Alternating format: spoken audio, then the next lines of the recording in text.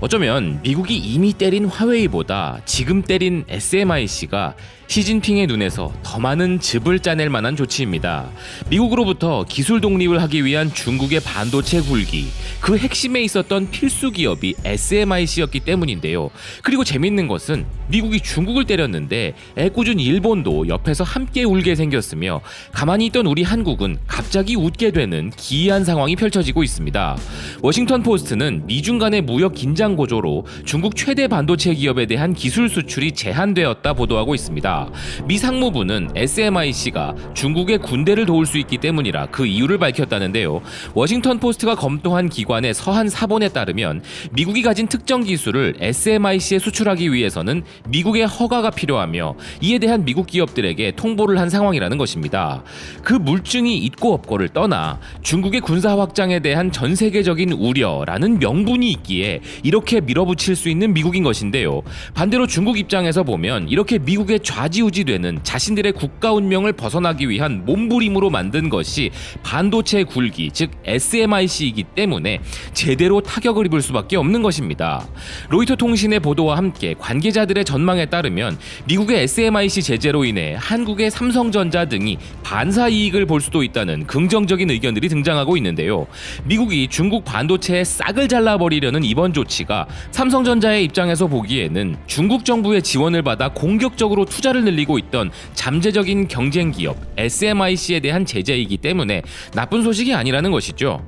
하지만 이런 한국과는 달리 일본은 중국과 함께 눈물을 흘릴 심각한 상황이 펼쳐지고 있는데요.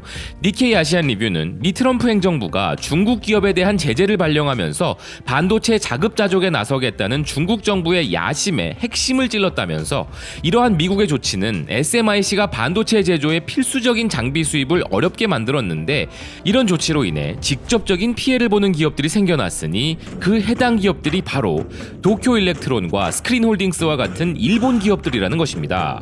현재 이 기술 수출 제한은 미국 기업들을 대상으로 하고 있지만 화웨이 때와 마찬가지로 미국의 기술을 사용하는 미국 밖에 있는 기업의 제품들로 제재가 확대되기 때문이라는 것인데요. 도쿄일렉트론은 시각기계와 필름 증착 장비를 SMIC에 공급 중이고 스크린홀딩스는 표면 청소기계를 취급하고 있으며 니콘, 캐논 등의 기업들에게도 피해가 예상되는 상황이라는 것입니다. 더 넓은 시각에서 보면 이 규제는 중국의 첨단 산업에 골칫거리를 던져 반도체 자금률을 높이고 미국에 대한 의존도를 줄이려는 시진핑의 계획을 좌절시킬 위험이 있다는 기사는 SMIC 자체가 중국 정부로부터 자본 투자를 받은 기업이고 메이드 인 차이나 2025 구상에서 SMIC가 꿈을 실현하기 위해서는 일본의 반도체 장비가 있어야 하는데 그 부분이 막히게 될 상황이라는 설명인데요. 이런 조치가 본격적으로 취해지면 이렇게 중국이 힘들어질 것은 말할 것도 없고 반도체 장비에서 강점을 가진 일본은 물건을 팔아먹을 마켓에 구멍이 나버리는 미국 혹은 우리 입장에서는 일타 쌍피의 효과가 발생해버리는 것이죠. 구체적으로 중국과 일본이 어떤 타격을 받느냐 하는 부분에서는 월스트리트의 기사를 참고할 만한데요. SMIC에 대한 제재는 대만의 TSMC와 한국의 삼성전자와 같은 주요 경쟁사를 따라잡는 것을 거의 불가능하게 만들 것이라는 기사는 현재 5%의 점유율을 가진 SMIC가 기술 격차를 줄이기 위해 77억 달러의 투자 자금을 모았지만 미국의 제재로 인해서 미국의 기술이 반영된 일본 기업으로부터 반도체 제조 장비를 구매할 수가 없게 되어버렸다는 것이죠.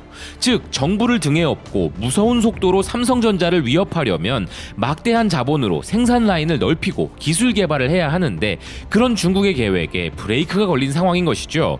이번 조치로 SMIC의 주가는 이미 심각한 타격을 받고 있는 반면 업계의 경쟁자들에게는 도움이 되고 있는 상황이 벌써 드러나고 있다는 기사도 이어지고 있습니다.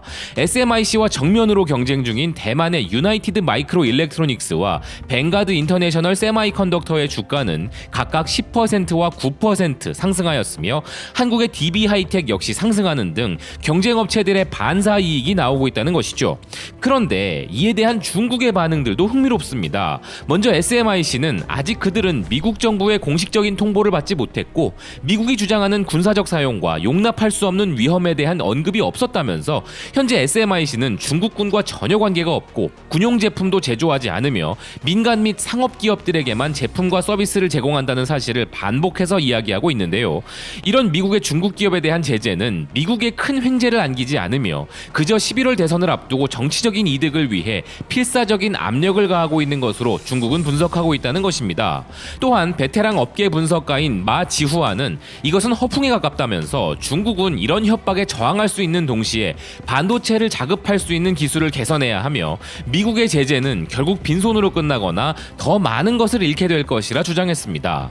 그리고 중국은 생각보다 이 상황에 대해 침착한 대응을 하고 있는 부분도 보이는데요. 사실 미국의 전략적인 목표는 이런 제재를 통해 중국의 하이테크 기업과 디지털 경제를 무너뜨리는 시도를 하는 동시에 그 기간 동안 미국 기업이 빠르게 추격 및 능가할 수 있도록 하는 전략이라면서 중국으로의 반도체 공급 삭감과 틱톡 등의 앱 금지 조치는 시작에 불과하며 더 심각한 미국의 제재가 있을 수 있기에 중국은 장기적 대결에 대비해야 한다는 입장입니다. 그리고 아까 말씀드렸던 것처럼 피해는 중국이 아니라 미국으로 돌아갈 것이라는 주장도 그들은 하고 있는데요. 현재 미국의 이런 조치는 전 세계를 놀라게 했고 비생산적인 결과를 초래한다면서 미국의 주가, 특히 금융주와 기술주가 최근 손실을 입은 것을 언급하며 미국 기업들이 그 피해를 보게 될 것이라 주장하고 있습니다. 그리고 미국의 반도체 기업들은 중국으로의 반도체 공급 물량이 금지되면 이 부분을 메꿀 다른 나라가 존재하지 않으며 미국 기업들이 공동으로 미국 정부에 불만을 제기할 수 있는 한편 미국 판사조차도 미 정부의 오만하고 불합리한 관행을 받아들일 수 없다고 말했다는 것입니다. 이것은 실제 캘리포니아주에서 중국의 메신저 앱인 위챗의 다운로드에 대한 미 정부의 금지 조치를 중단시켰던 사례를 언급하고 있는 것인데요. 이러한 예상치 못한 결과를 통해 미국이 오히려 심연의 위기에 처해 있음이 드러나고 있으며 트럼프가 고집스럽게 계속 제재를 이어가려면 미국 기업의 피해를 감수하면서까지 중국 기업을 공격하거나 미국 기업의 발전을 막는 결과를 초래할 수밖에 없다며 자신감을 표출하고 있는 중국입니다. 이런 주장들이 단순히 중국의 발악이라고 보기엔 꽤나 설득력이 생기고 있는 부분도 일부 있는데요. 앞선 월스트리트 저널 기사의 마지막 부분에는 장기적으로 보면 미국, 일본 및 네덜란드를 포함한 모든 반도체 제조 장비 업체에 큰 피해를 줄 수 있고 특히나 미 캘리포니아에 기반을 둔 램 리서치의 지난 분기 매출의 3분의 1이 중국향 매출이었던 것을 보면 트럼프가 미국 기업을 때리는 것은 자멸이라고 하는 중국의 주장이 허언이 아닌 것만큼은 분명해 보이는 상황입니다.